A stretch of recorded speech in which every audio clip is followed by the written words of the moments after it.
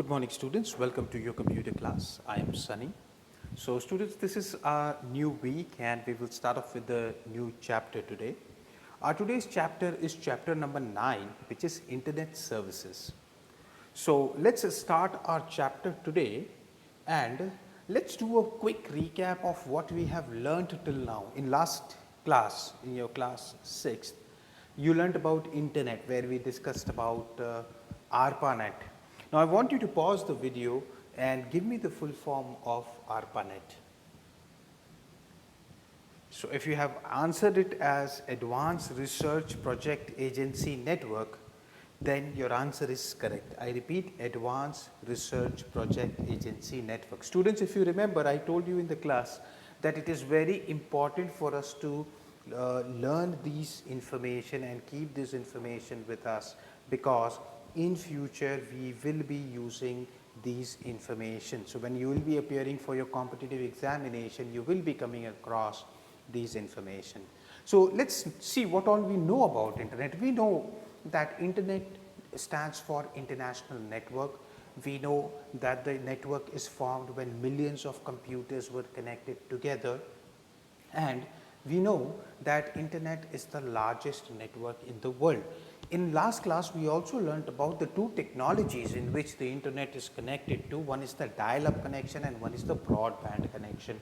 So in dial-up connection, I explained you how the phone line is used to connect through the internet, and whereas in the broadband it's like a highway where 24/7 the signals are available, and it is also considered as the high-speed internet. So we will move further, and in this chapter we are going to learn a little bit more about internet services. So we know about internet, this time we will focus more on internet services. So first thing I am going to talk about is the information retrieval. Now students, we know that what all internet are used for, so I am not going to talk about that what internet is used for, because we have already learned it in our last class. So we will start with the information retrieval. Now the internet has made easier for us to retrieve any information at any given point of time, whether it is day, whether it is night. You are independent, or you have the leverage of accessing internet and finding the answers for your questions. But if you go back 15-20 years when I was in school, so and if I had a doubt, I used to rely mostly on my books or my senior students who were staying nearby. We used to reach out to them for answers, and sometimes we used to get the right answer and sometimes we used to get the wrong answer, but we didn't have a choice. So you are living in a generation where you have the best of information available just at the tip of your finger. Now this information retrieval makes it easier for us to get any information and any amount of information. There are so many information available on internet. There are so many things you can learn on internet, that internet is considered one of the best invention in this world today. Now what are the examples, what are things we can do here? So what we can do is you can get information in the form of text. Suppose you don't want to watch a video, you want to read something, you love reading and you want to learn something by reading. You have an option to just go to the search engine, find the information and read it. The next thing is, if you want to watch a video and learn something, you can go and watch a video and learn something. If you want to watch a news, you can do that. If you want to read a newspaper, you can do that. You can read the books. There are podcasts also available. Podcast is something which is the audio library, audio files which you can listen. Those are called as podcast. So this is the details which we know about information retrieval. So let's move to our next slide. Next comes is the search engine. Now students, you have been using search engines from a long time now, and I'm sure everybody is aware of the name of Google and Bing, right? Google and Bing. Now these two are the major, the most popular search engine. Rather, Google is so popular that 90% of the researches or the searches which has been done in India is on Google. So if we have to, the popularity of this is so much that the dictionary, the Oxford Dictionary had to add this word in their dictionary as Google. Now Google means searching something. They have come up with an abbreviation, a meaning for the new word.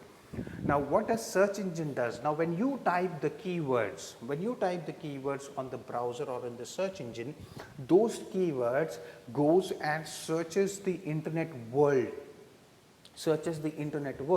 and comes up back with the specific amount of information related to that. Now the most relevant one remains on the top and the last one is the least relevant one. So you can see sometimes the searches goes up to more than 10 pages, right, more than 10. So the more you go to the 10th page or the last page, the information is less relevant and the first page is more relevant. But Google also places some advertisements, so sometimes you will find initially 2, 3, 4 searches or the top search information is more of an advertisement, and below that you will find some information which is related to that. Now what search engine works on a certain platform which we are not going to talk about, because we are not going to learn about search engine engineering. We are not going to talk about that, how it works and how the packets are sent across. We are just going to learn about what are the types of search engines. Now if you see as an example, we know about Google, we know about Bing, we know about Yahoo. Yahoo is also a popular search engine. Then there are a few more others which are not that popular, which is ask.com, that is baidu.com, and there is an AOL.com. So all these are search engines, but Google, Bing, Yahoo, and these are the most popular among all. Next comes is the emails. Now we also know about emails, so because I'm sure some or the other time you would have seen people talking about email, or you would have seen somebody accessing those emails, especially in your Android phone. You have to have a Gmail account to operate the Android account.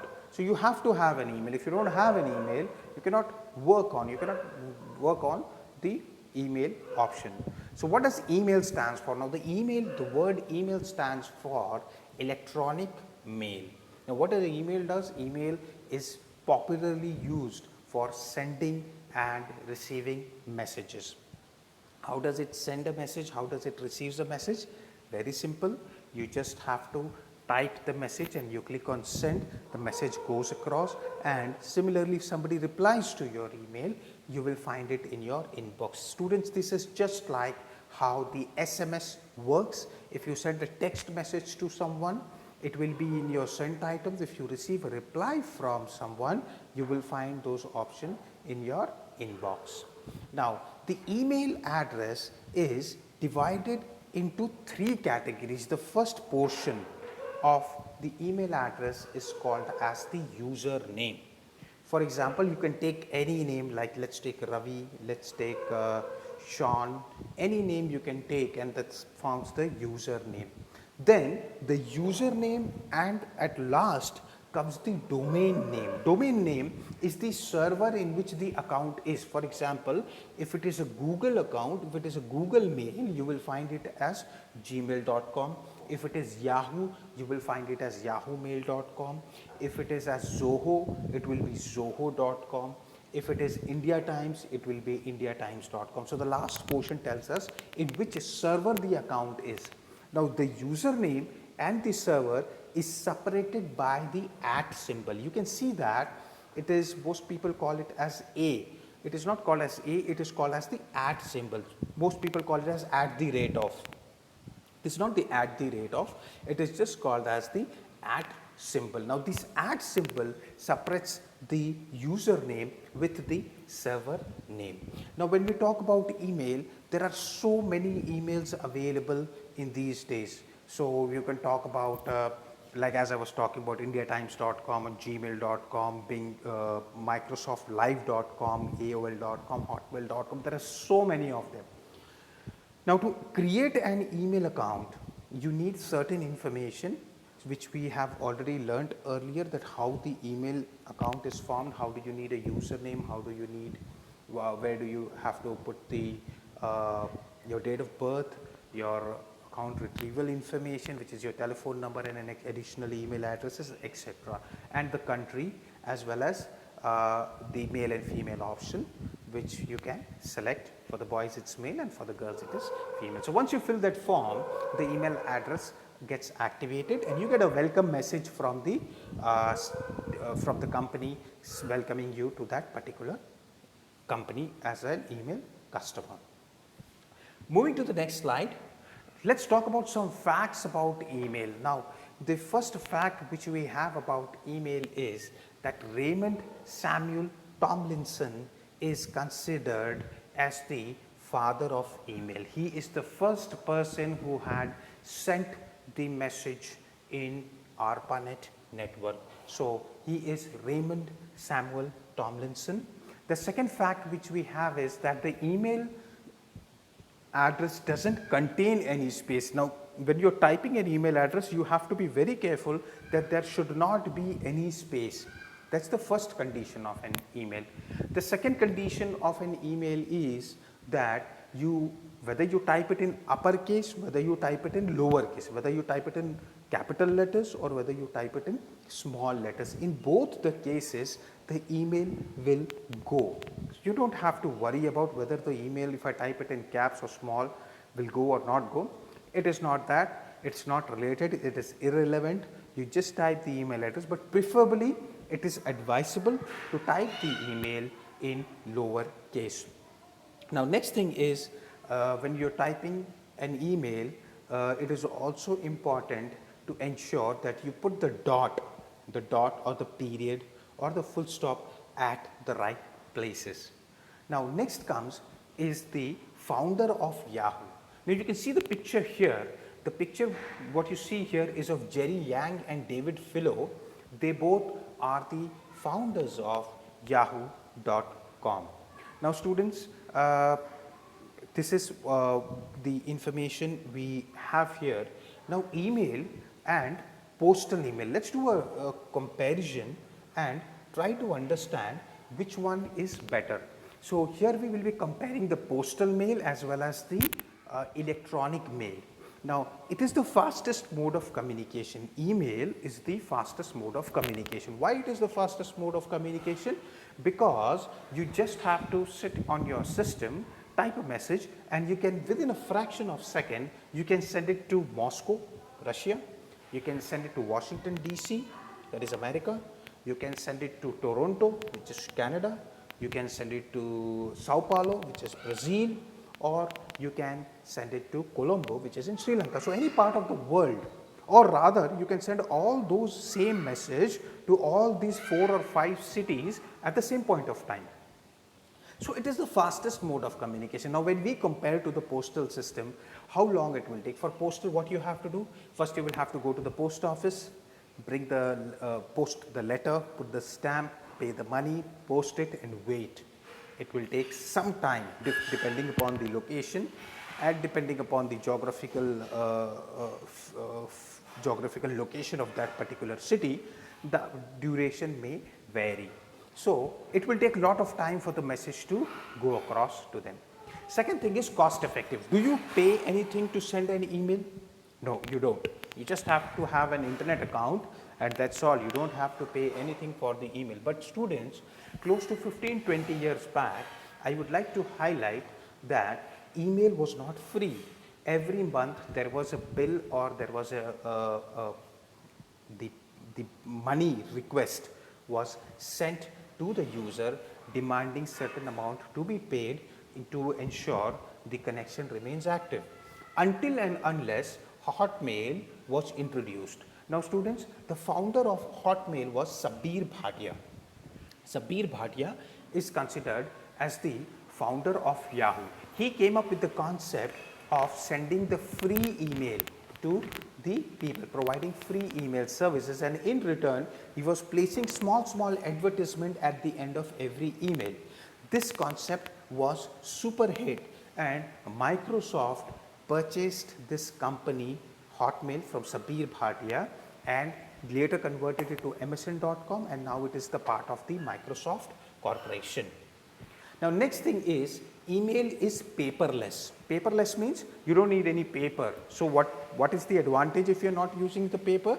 We are saving the environment. We are saving the environment, we are saving the trees, we are protecting our nature. So it is paperless. Last is same copy can be sent to a number of people. There are so many people. Now just imagine if you are sending a letter, you will have to write all of them, do a photocopy or do a printout of it, or write it to 4 or 5 times and then post it to 5 different people. For 50 people if I ask you to send, then every time you will have to write a new address, you will have to put it and then go to the post office and post them. But here the same copy can be sent to the number of people at once. You have to just write the email and add all the email addresses, maybe 30, 40, 50, whatever email addresses are there. You can just type them and you can send those email to them. Next comes is chat. Now students, chat is the most popular, slowly very popular the way of communication. Now especially in this last 10 years, if you see, chat has gained lot of momentum. Chat has gained lot of momentum. Now the chat is the popular way to communicate with each other. We also sometimes call it as an instant messenger. Instant messenger means instantly it sends the message what you have to the other person. So it is the real time exchange of information. For example, if you're, it's almost like talking, not exactly like talking, but almost like talking to someone. Now few example of chat is Gtalk, we have the Microsoft Instant Messenger, we have the Yahoo Messenger. And if we talk about in current time, these are the old ones which I am talking about. If the current time, then we have WhatsApp, we have Facebook chat, and there are so many of them. So it will be, when we talk about these incidents, there are so many of them that most of them we don't even use them, right? So this makes it very popular. Now students, one question I have for you, can anyone tell me the name of the first chat system, the application which was introduced? So the answer for this is Talkomatic. Talkomatic was the first chat system which was introduced. Now I request you to make a note of this in your book next to the chat. You can write it as the first chat system, first online chat system, Talkomatic. First online chat system, Talkomatic. And second thing you can write up about, it was created by Doug Brown and David Woolley. David Woolley. So what is it? It is Doug Brown, D-O-U-G, Doug, B-R-O-W-N, Brown, and David, D-A-V-I-D, David, Woolley, W-O-O-L-E-Y, Woolley. They were the founders of this Talkomatic. Next comes is the chat room. So students, now we have the application in our mobile phone, so we don't go to the chat room. But earlier there were chat rooms which were available. Even currently in few applications there are chat rooms available where you can organize the meeting. Now Skype, most of the meetings are taking place in Skype in these days, where we log into Skype and we check what information is available about that particular person. So it's a real-time service where the real-time information exchange takes place. So this is a very popular chatting platform which is called as Skype. Now students, in chats you would see sometimes people using the short form, because typing is so tedious that when you keep on typing you have to be very fast in typing, and there are so many things happening at the same point of time that people use short abbreviation, short codes to say something. Now these are called as acronyms. So there are few popular acronyms which are mentioned here. So LOL, like for example, is laugh out loud, and OTOH is on the other hand, and AFN is that's all for now. So these are the few ones which is very popular and been used widely. So you can just use that. WC stands for welcome. So there are just few I have mentioned here, not all, because if we open the list, then it might go up to hundreds and thousands of them. So popular ones are mentioned here. Now this brings us to the end of the class today. For homework, we will do tick the correct option and fill in the blanks in a book, and there is an extra question. So extra question, you will do it in your computer notebook, which is differentiate between email and postal mail. You will draw the format of email and postal mail and answer all those questions there. So students, we will stop here, and just in case if you have any doubts, if you have any questions, feel free to reach me out through the comment section. So thank you students, stay home and stay healthy.